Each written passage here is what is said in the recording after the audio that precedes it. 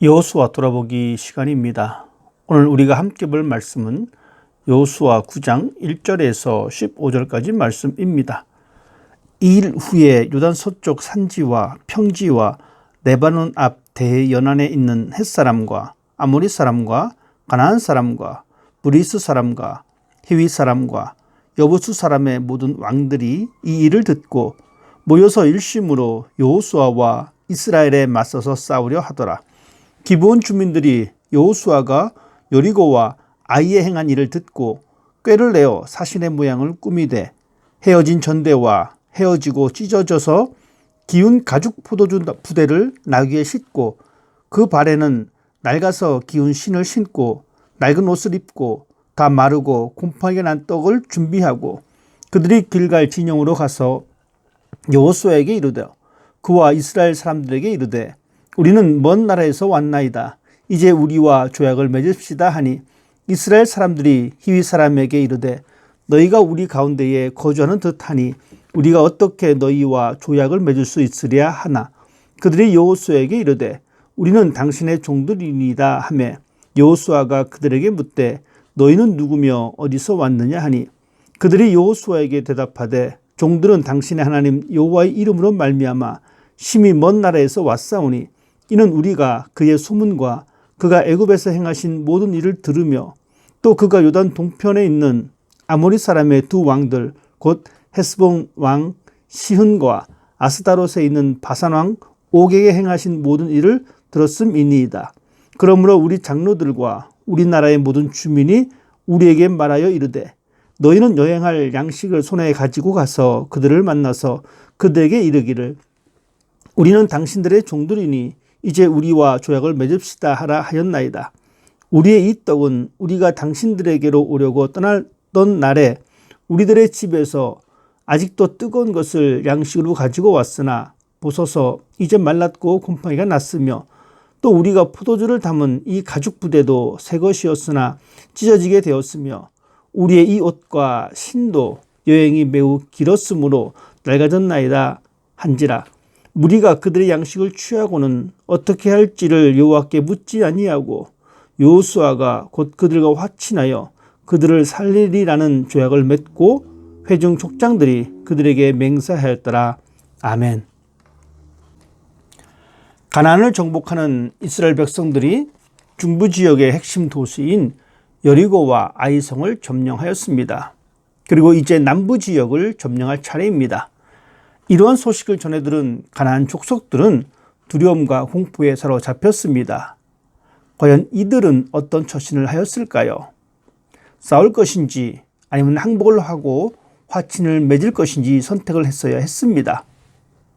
여호수아 9장은 기브온 사람들이 이스라엘을 찾아와서 거짓말을 하면서까지 이스라엘과 화친하는 내용을 보여주고 있습니다.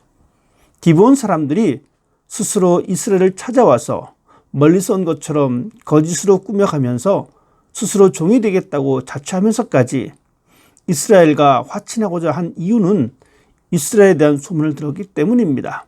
기브온 거민들은 하나님이 자기들의 땅을 모두 다 이스라엘에게 주신 일에 대하여 들었던 것입니다.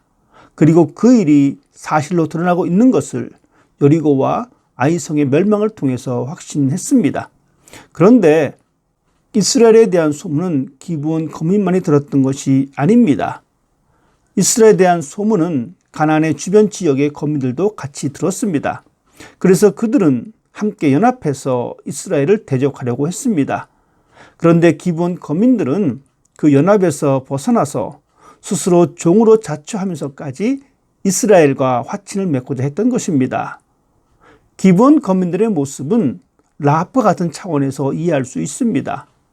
기브온 거민들은 살아남기 위해서 여호수아에게 거짓말을 했고 라합은 살아남기 위해서 자기 동족들에게 거짓말을 했습니다. 기브온 거민들이 이스라엘 하나님에 대한 소문을 듣고 여호수아를 찾아온 것처럼 라합 역시 이스라엘의 하나님에 대한 소문을 듣고 이스라엘의 정탐꾼을 영접했습니다. 기브온 거민들은 여호와가 이스라엘에게 하신 것들에 대해서 들었습니다. 가나안 땅을 이스라엘에게 주고 가나안 땅 모든 거민을 멸하라고 하신 것에 대하여 분명히 들었던 것입니다. 그래서 기브온 거민들은 이스라엘이 온 것은 곧 자기들에게는 멸망이며 마지막이라는 것을 알게 된 것입니다. 그리고 그들이 생각한 살 길은 이스라엘과 대항하여 싸우는 것이 아니라 여호와 편에 연합되는 것임을 알게 된 것입니다. 그래서 다른 거민들과의 연합을 거부하고 이스라엘에게 연합되고자 한 것입니다. 비록 종이라고 할지라도 하나님께 연합되는 것이 곧 살 길임을 안 것입니다. 하나님에 대해서 들었다고 해서 모든 자가 그 같은 행동을 하는 것이 아닙니다. 하나님에 대한 소문은 이스라엘만 들은 것이 아닙니다. 다른 가나안 족속들도 다 같이 들었습니다. 그러나 다른 거민들은 힘을 합해서 대항하면 이길 수가 있다고 생각했습니다. 그것이 바로 세상입니다. 힘을 모으면 뭐든지 할 수 있고 이길 수 있다는 사고 방식입니다.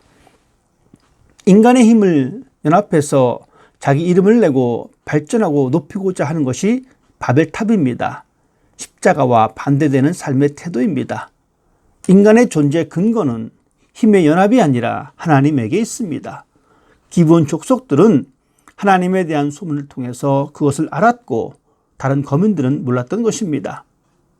1절에 보면 이스라엘과 대적하기 위해서 연합한 족속이 모두 6입니다. 6나라의 왕이 힘을 연합한다면 그것은 사실 무시할 수 없는 힘입니다. 얼마든지 눈에 보이는 뭉쳐진 힘을 더 의지할 수 있는 것입니다. 이스라엘에 대한 이야기는 단지 소문일 뿐입니다. 가나안 땅을 이스라엘에게 줬다는 것도 그들이 직접 하나님으로부터 계시받은 것이 아니라 다만 소문으로 들린 것뿐입니다. 여리고와 아이성을 이겼다고 하지만 6족속이 힘을 모은다면 여리고나 아이성의 힘보다는 더 강할 것입니다. 그렇기 때문에 단지 가나안 땅을 이스라엘에게 줬다는 소문만 믿고 연합된 힘을 포기하고 이스라엘에게 종이라도 연합되기 위해서 화친을 맺고 한 것은 분명히 세상적인 시각에서는 어리석은 것이고 비굴한 것으로 보여질 수 있는 행동입니다. 그렇지만 하나님 편에서 볼 때는 그것이 바로 멸망 속에서 살아남을 수 있는 신앙적인 행동인 것입니다. 아브라함 역시 신앙이 어떤 것인가를 자기 본토 친척 아비집을 떠남으로써 보여줬습니다.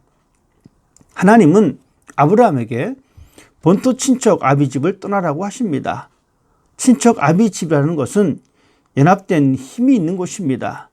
가문이라고 하는 힘이 아브라함을 보호하고 지켜줬던 것입니다. 그 친척 아비집을 떠난다는 것은 인간의 연합된 힘을 의지하지 않고 다만 하나님을 의지하는 삶을 보여주고 있습니다. 이것이 바로 신앙입니다. 기브온 거민이 여호수아에게 와서 거짓으로 멀리서 온 것처럼 가장을 해서까지 이스라엘과 화친을 하고자 했던 것은 기브온 거민들이 소문으로만 들은 하나님은 이미 그들 가슴 속에 절대자로 군림하고 있음을 보여주고 있습니다. 기브온 거민들은 오직 하나님께 속한 자가 되었다는 것만이 좋았을 뿐입니다. 그래서 그들은 하나님께 속한 자로 산다면 비록 종으로 산다고 해도 괜찮았던 것입니다. 여호수아는 기브온 사람과 화친을 맺은 후에 그 지역에 살고 있는 사람인 것을 알게 되었습니다.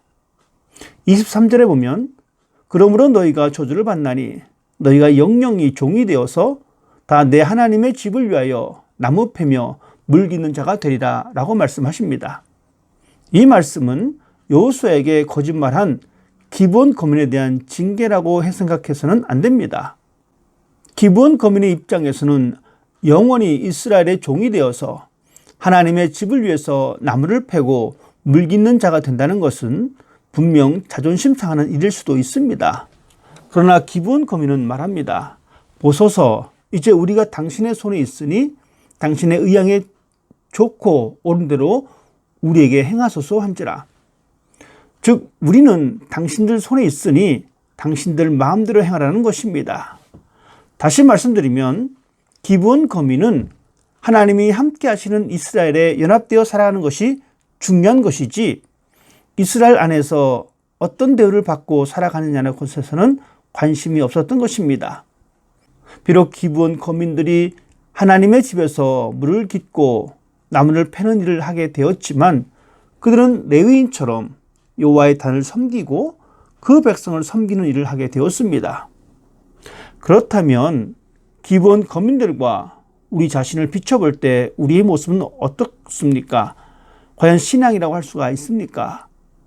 세상이 망한다는 소리를 말씀을 통해서 들었는데 여전히 그 세상과 연합하고 자신의 능력만을 의지하고 살아가고 있지는 않은지 돌아봐야 합니다.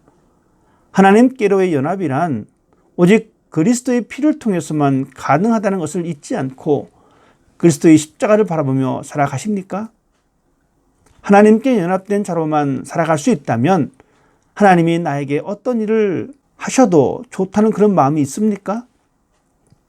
오늘날 신자들이 신앙생활을 못하는 것은 인간의 연합된 힘을 의지하기 때문입니다. 눈에 보이는 힘이 곧 의지의 대상으로 되어 있기 때문에 하나님이 절대자로 자리 잡고 있지 않습니다. 이것이 바로 멸망의 모습이라는 것을 알아야 합니다. 인간의 힘이란 하나님의 심판 앞에서는 무용지물입니다.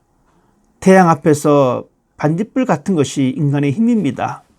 그 힘을 의지하고 살아보겠다는 것은 참으로 어리석은 일입니다. 가장 지혜로운 것은 하나님께 항복하는 것입니다.